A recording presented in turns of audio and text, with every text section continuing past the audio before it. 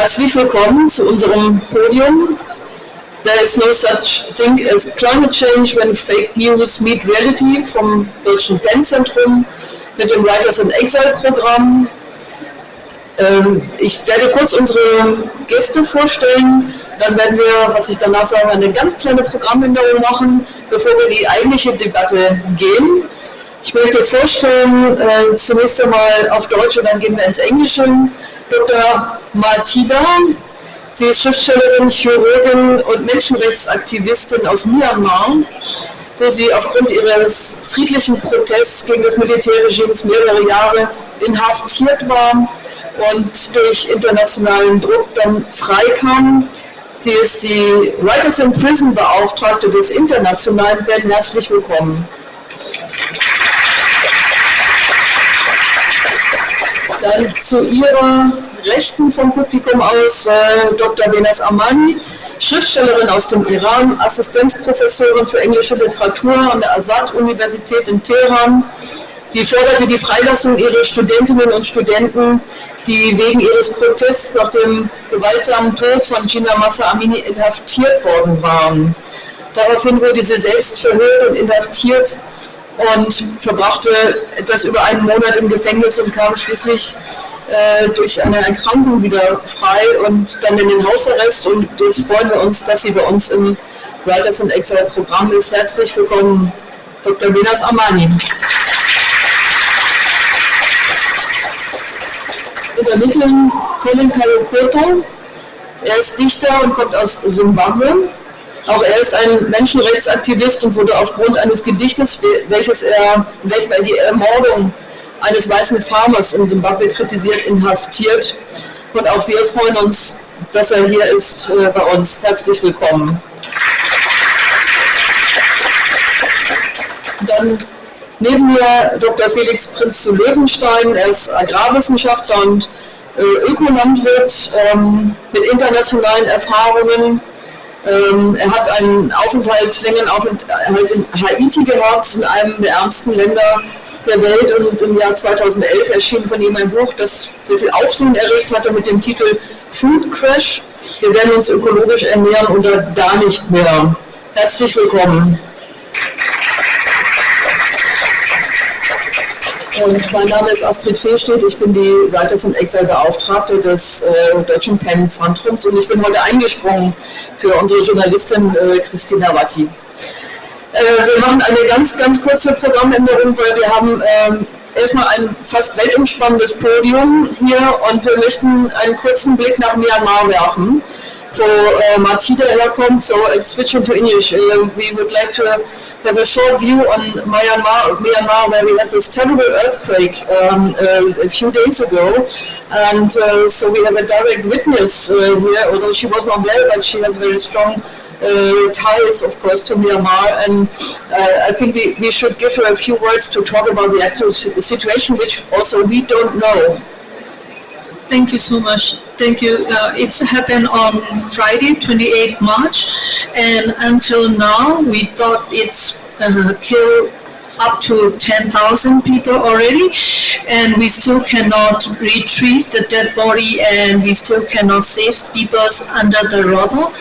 And on top of that, just after the earthquake attacks, the after attacks, there are so many small little after attacks is still going on. So 4 hours ago, there was 5 megabyte earthquake after attack has been hit to Mandalay. So they are still very not safe for a lot of people to live in the house or under any roof yet. In that situation, the military made the airstrikes. Till now, altogether 5 airstrikes has been gone within less than 48 hours. They keep killing people, and also since a lot of people cannot sleep under their inside their homes, they just need to stay outside. And then, according to the recent conscription law, the soldiers arrested a lot of the youths on this situation also. And they also use the misinformation, disinformation campaign, and even though the military leader requested the international community assistance, they didn't allow a couple of other international rescue team, for example, like Taiwan rescue team, still waiting, and they also try to manipulate the assistance, physical assistance, and the money also. So the situation on the ground is totally very hard, and all the phone line has been cut off. Even before the earthquake, the electricity is very limited. Even in the former capital cities, only 4 hours per day electricity was going on. Right now, it's only between 2 hours to 4 hours a day electricity. So a lot of the earthquake attack cities has been, more than a dozen cities has been affected so far, and we still don't get yet enough information what's going on in some other faraway cities.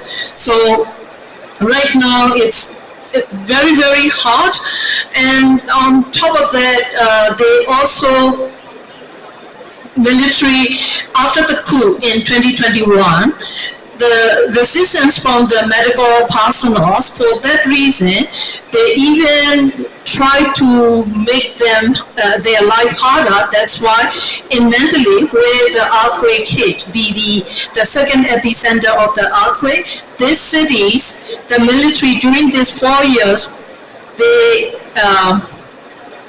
revoked the license to run the private hospitals. Up to 7 private hospitals has been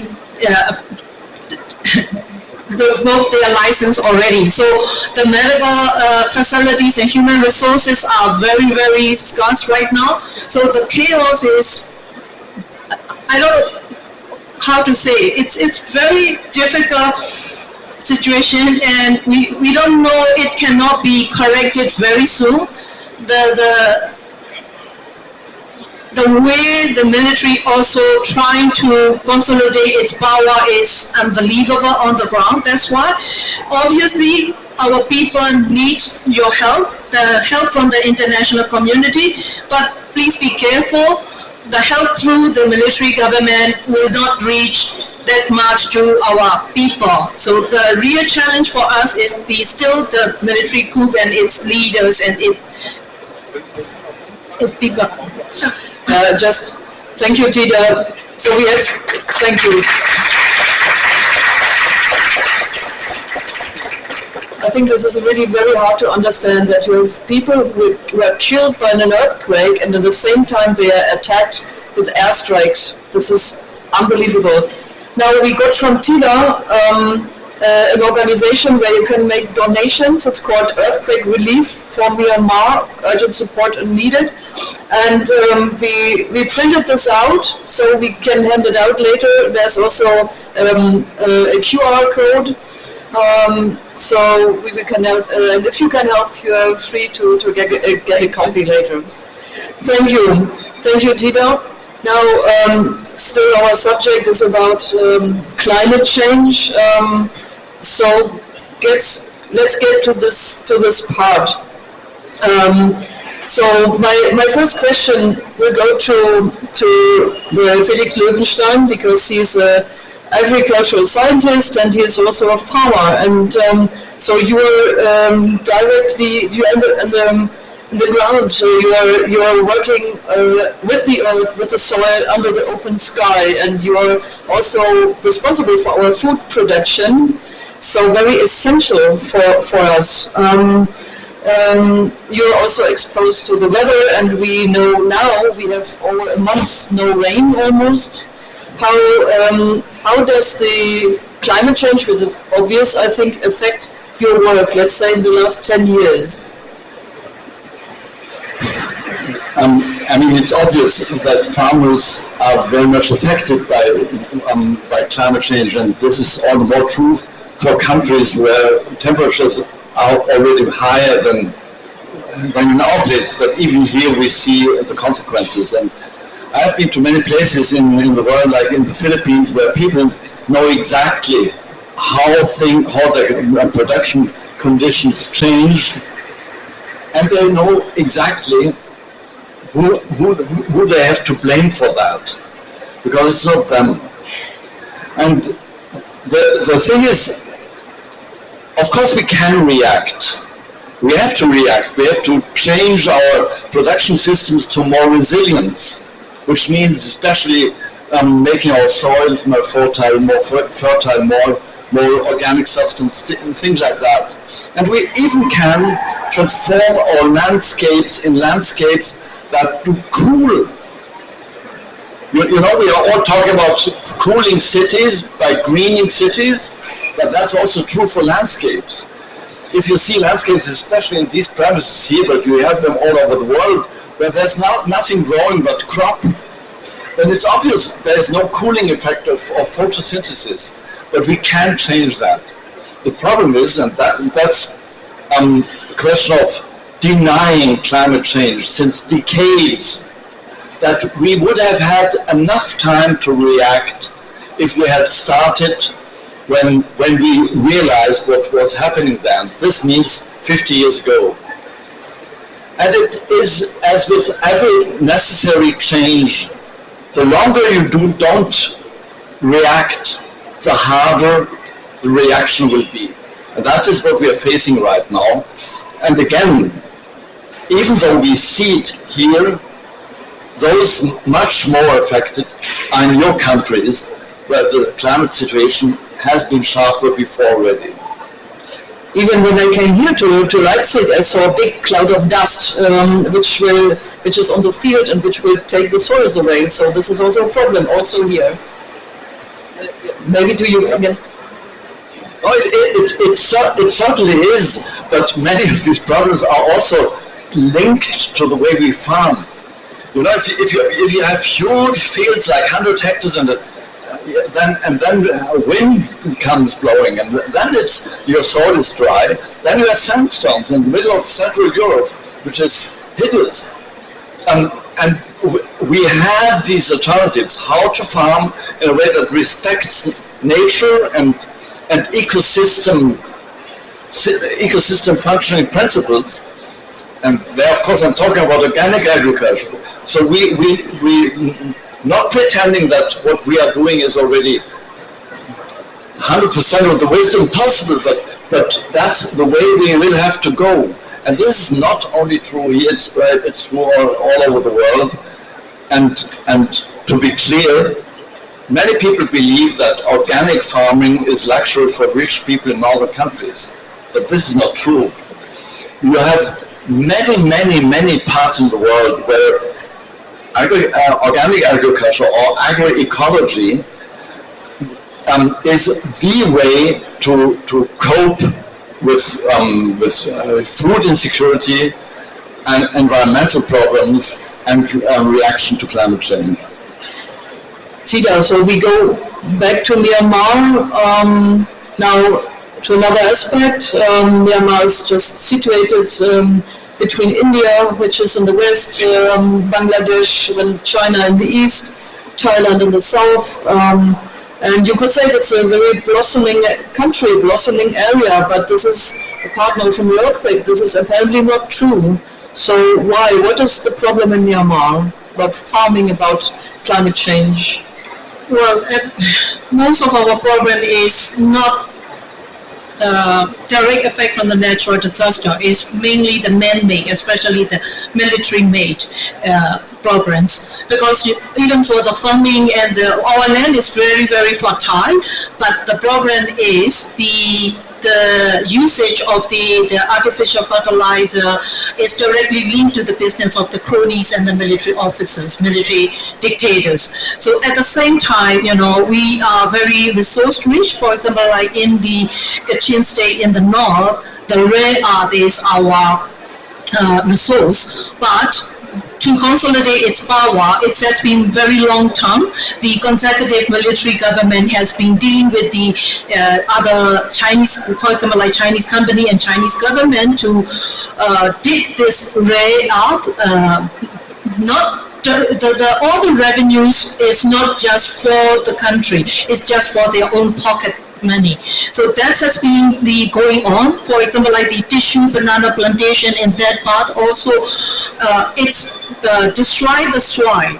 It's a lot of the other plantations don't care to preserve the nature and the environment. And on top of that, there are so many other different issues like the building the dam and making some other projects, but the main reason is not to make the country and the civilians to get protected or be benefited out of these resources. It's just to make their pocket money. And on top of that, they also use the misinformation, disinformation campaign to blind a lot of the civilian people.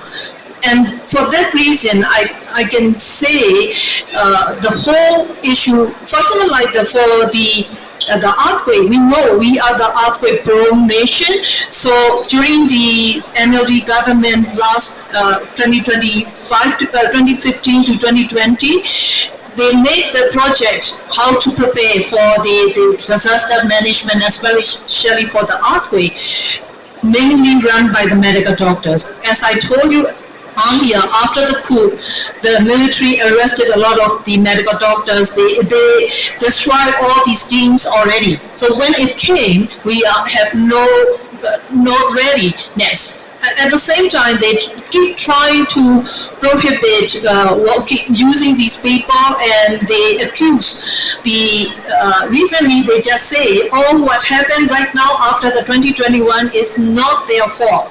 It's all fault of the earlier government, something like that. So that's the reason I can say all what's happening regarding to the climate change and environmental issue, it's directly by the military.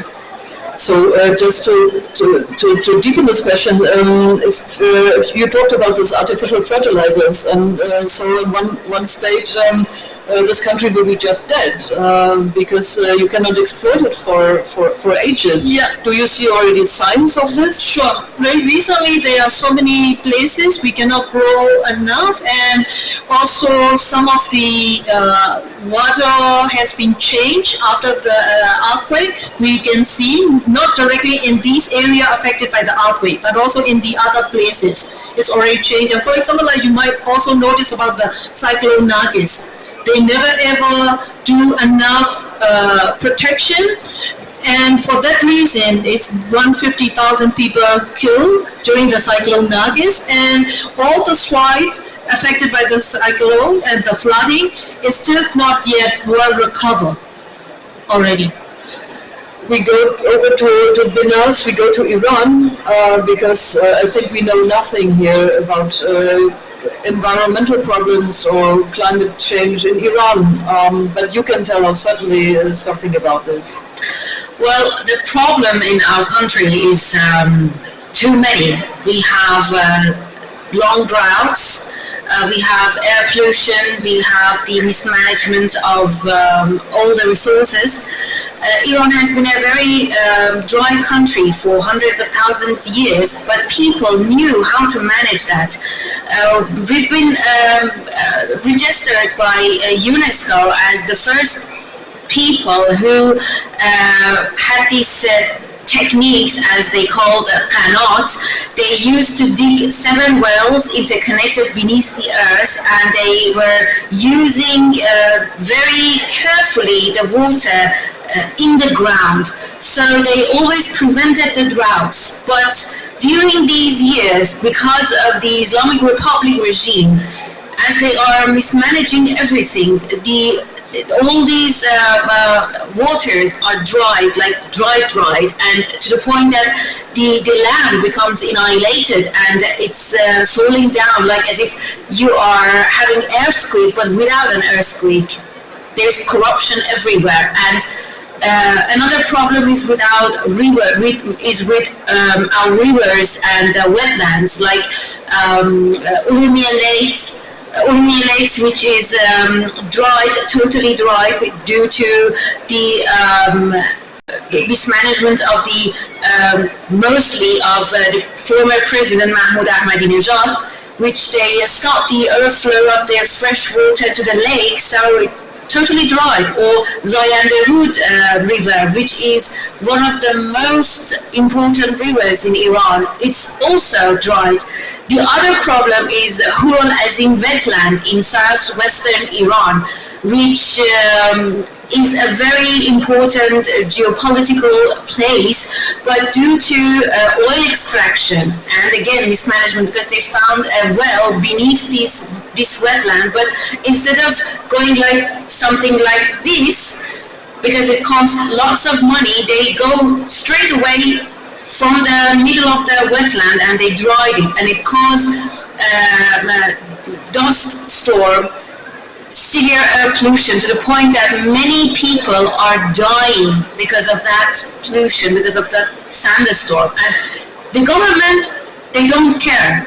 They absolutely don't care, because they are always telling people by misinformation and disinformation that it's, especially in the Hural Azim case, that it is Iraq's fault because they stop doing prohibited actions from to stop this disaster. It is not our fault, but it is their fault. But nevertheless, the farmers who are really dealing with this, they must be aware somehow, or are they not? A couple of years ago, there was this protest because of the same problem, because they were losing their cattle, their crops, and it is not just for that city, but they are providing for the entire country. But what the government did was attacking people with their military forces and with their tanks. And I had a student from that region, he told me that there was this old lady who was confronting a tank, and she was sarcastically telling the driver that, just this one? Are you going to make me afraid of your tank? We've seen a lot of these tanks during Iran-Iraq war, so you cannot make us afraid of you, go away. And there are many videos on internet goes viral, specifically one of them, that a boy, a young man, is shouting and saying, "Why are you shooting me? Why are you shooting me? I'm your countryman. I just want water. I just want my life to be saved. Why are you shooting me?" But they don't care. So we have already two very similar situations here with Thida and Behnaz. We go over to Collen Kajokoto from Zimbabwe. So Zimbabwe is in the southeast, more or less, in Africa, situated next to Mozambique. It has a long history of colonialism.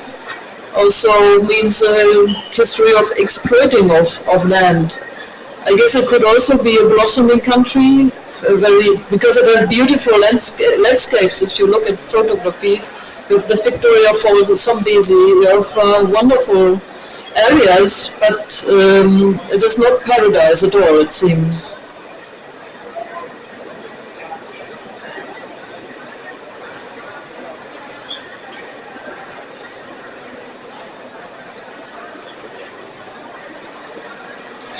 Hello, thank you.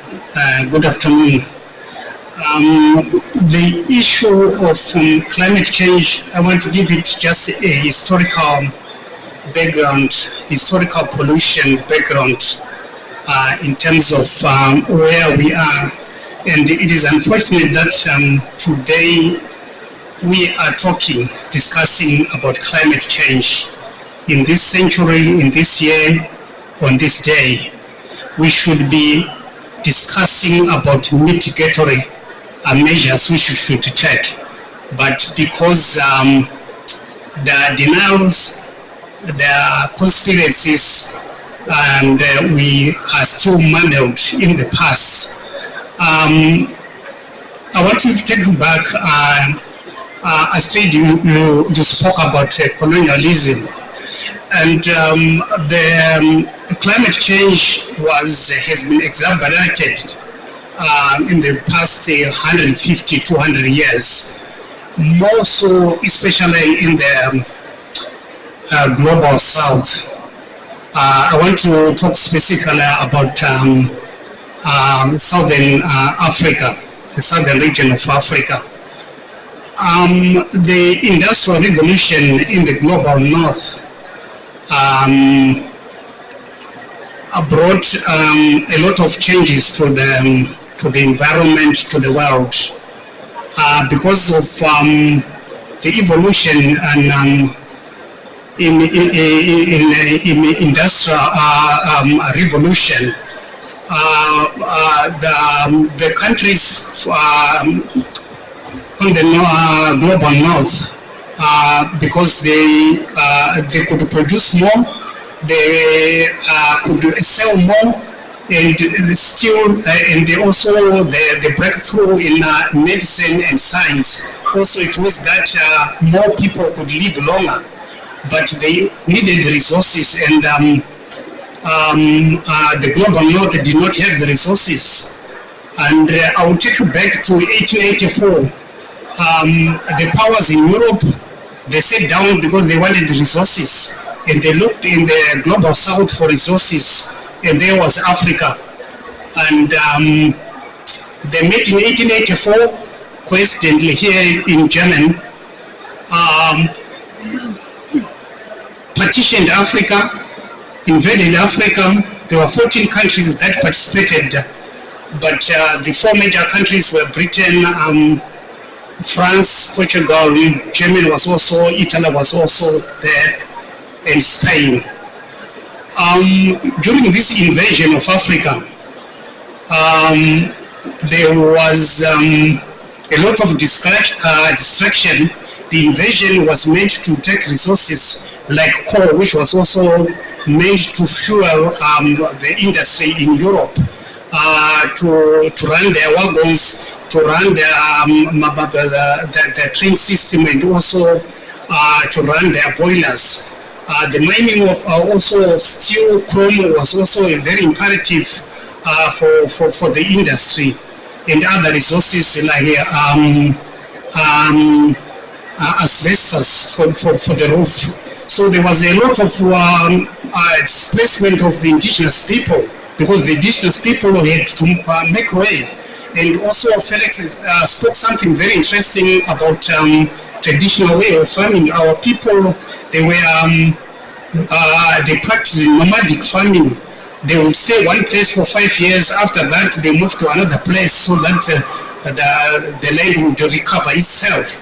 But when the colonizers they came, the people, they were pushed into concentration villages where there was the soil was so poor, the rich soil was taken for agriculture and for mining. And also the colonizers, when they came, they had to bring in new seed like maize. We did not have maize. Plants and plantations like oranges, bananas, avocados, we do not have this. And this, including even animals and poultry, they were also imported. And these animals and these crops, they were not conducive to our environment. So what did they have to do? And our people, they were now in the concentration villages. The soil was so poor. Dr. Thida spoke about fertilizer. Fertilizer is one thing that was also imposed on our people, because our people had to survive. Pesticides were also introduced to cater for these crops which could not resist for them which could not resist the pests in these regions. Pesticides, herbicides also to kill, and all these things also affected the environment, including the mining, especially the mining of coal, chrome, and gold. You would understand that the extraction and mining of gold, they use a chemical called cyanide, and this cyanide is so dangerous, so deadly. And because there were no environmental policies, because this was an invasion, like what we have seen, what is happening in modern day in Ukraine. A country which is at war is under invasion, there are no rules, there were no environmental consent, and all of these things have been pushed into the water system, rivers, dams, and this has also affected, including the cutting of trees. Then coming to our independence, it is unfortunate that the erstwhile colonizer has been replaced by a different colonizer from Russia, from China, from Belarus. The Italians are also they in my country mining also stones, granite stones for the paving of their streets and their pavements. And these companies, especially from China, Russia, they have no respect for our resources. What they just want to do is to just come take the resources in cahoots with the dictatorship, which is in Zimbabwe, and they take all the resources. And this has affected our rivers, our water sources, including wetlands that have been lost. And also in the 2000, there was also another form of invasion where the remaining farmers who were there were doing commercial farmers. Their farms were taken and they were killing. And these farmers who are now put on the land, these indigenous farmers, they have no means, they have no capacity, they have no knowledge of farming. What they are doing now, they are cutting trees and selling trees, which are also affecting our environment. Thank you for this very long and interesting summary of the situation. I think Felix has a question. Yeah, I mean, we have another 10 minutes left, and we should not leave an audience completely depressed. Exactly. because there are things which can be done, I'm sure. Technically, of course. I mean, we know how to change our land use systems to make them more sustainable. That's for sure. The question is how to change these systems, even in countries where obviously the governments are not interested in the destiny of their people. And my question to you would be, wouldn't it be it's unnecessary to tell those people, you see your farmers are starving, your soils are going away because they're not interested in them. But what you can do is to make the rich and powerful people to understand that their livelihood depends on the same resources in the end. And that for example, when you are selling food, that if there's nobody to produce food anymore, that your business is gone as well. And my impression is that this is something which has to trickle down in the heads of those in power to be interested in the change, to align their interests to the interest of farmers. I mean, do you think it's a bold assumption? The problem, at least in my country, is that all those rich people are hand in hand with the government. That is the problem. The information that I just gave about ruralism is something classified, as you can call it, and I heard it from a person who is one of the among the most wealthiest people in Iran, and he owns an oil well and lots of resources, and he was the one who told me about this disaster. No one know that. So what he has done, nothing. Why would he? But that's what I mean. He has to understand that he won't be able to eat up oil in the end of the day. And he that's what I mean. Those people who are capable to influence governments because they're closely linked to them, they have to understand that their survival depends on the same nature that as all our survival. I think if this happen, we don't need to worry. The real challenge is these people also get their own personal profit out of this. The government, I don't want to say government, it's so-called corrupted military, and for that reason, whatever they know everything in front of them, they notice, they experience, but they never ever try to change these people's mind, and the dictators never ever want to change. They know. But that's why I feel so frustration. You know, they are not ignorant. They know what will happen. They know exactly how they can exploit out of it.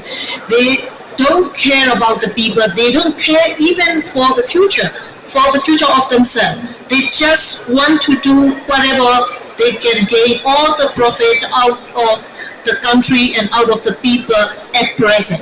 That's the real challenge for us. Collen? Yeah, just read on what Dr. Thida said. The problem is that that's why I gave initially a historical background. Even up to now, the colonizers, they are refusing to acknowledge what they did in terms of compensation and reparations of what the damage they've done to the environment. And also the new colonizers were also the Chinese. They are not responsible for that. And I also thought that it is a good idea to tell the people to conscientize, but I'm of the feeling that more pressure should be done. For example, the Kimberley process, if someone is, if you're aware of the Kimberley process about diamonds, blood diamonds, they are sanctioned, they are not sold if these diamonds are extracted. The extraction of these diamonds, if it is done under inhuman conditions or forced labor or children are used to mine these diamonds. The same thing could be done, especially in my country, in terms of gold.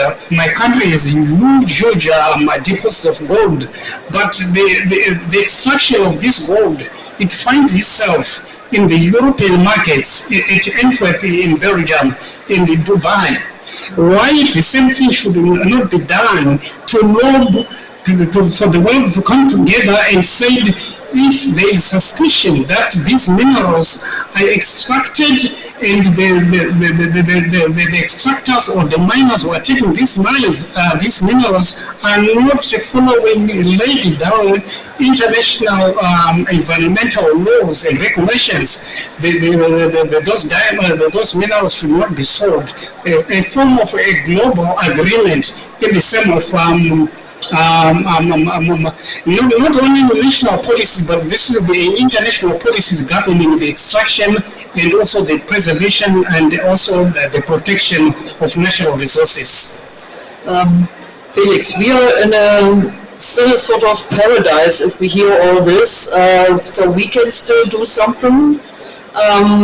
Do you think we can also do something for these countries?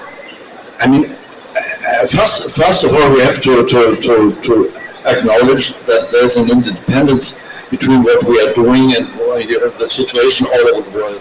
I mean, you have heard Mr. Vance pretending that the new paradigm would be to say we care about our neighbors, and then there's a next string of neighbors, and then when they're far enough away, we don't have to care about them anymore, which is bullshit, because whatever we do has an effect on wherever it is on this globe.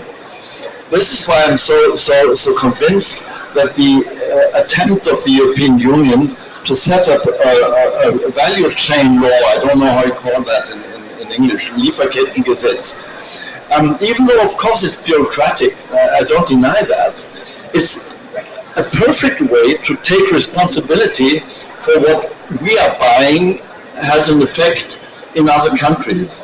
So this is one thing, but the other thing is, I ask my question for purpose, because if you see how much governments in the United States, parties in our countries, deny that there is something like climate change. If you see that, you could despair.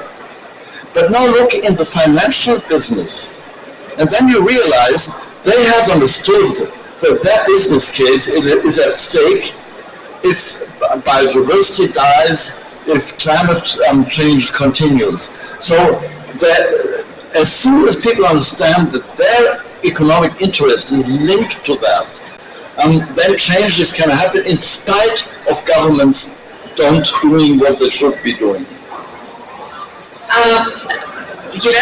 Something which comes to my mind is that unfortunately those elite people, in the sense of keeping the rich of the world, that one person, let's say, is living based on the mindset of consumption.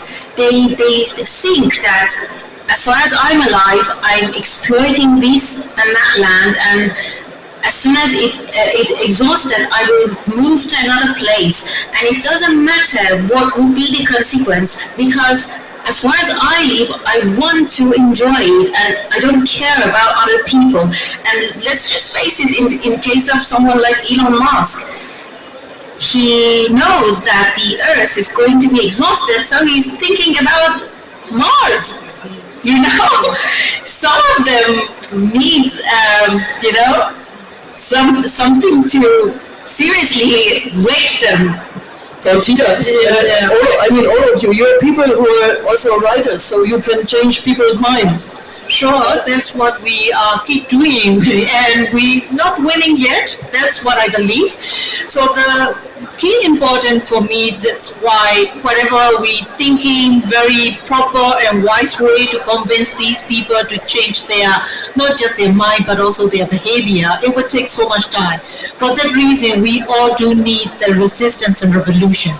To get rid of them from their power, from their existence, is now very much needed. Otherwise, it's very, very hard. According to our experience, we did national reconciliation in the last decades.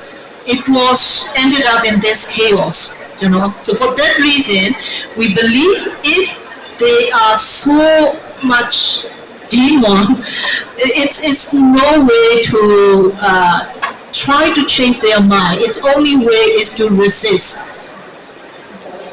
That's. Do you agree, Collen? That's what I ask for the international community. Resist and in the first place, and change your mind, the people's minds? Yeah, I agree. The only problem is that it's not only the elites. How many among ourselves were seated here who are aware or who knows the deep the benefits, or how much their countries have benefited, especially in Europe, through the extraction and destruction of the global south resources?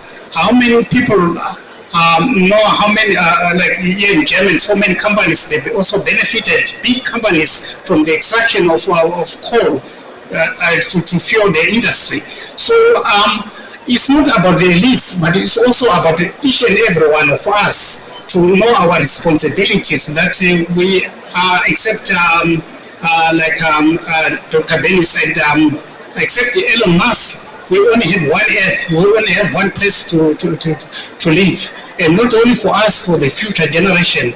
So we should work so hard so that our land is not destroyed, our land is not extinct, so that we continue to enjoy it. It is one of the reasons. For me, I was also fighting on behalf of the farmers in Zimbabwe, so that their farms cannot be taken, cannot be destroyed, environment cannot be destroyed, forests cannot be lost, wetlands cannot be lost. And for that, I paid the price of going to prison, because I was defending one of the farmers who was killed defending his farm.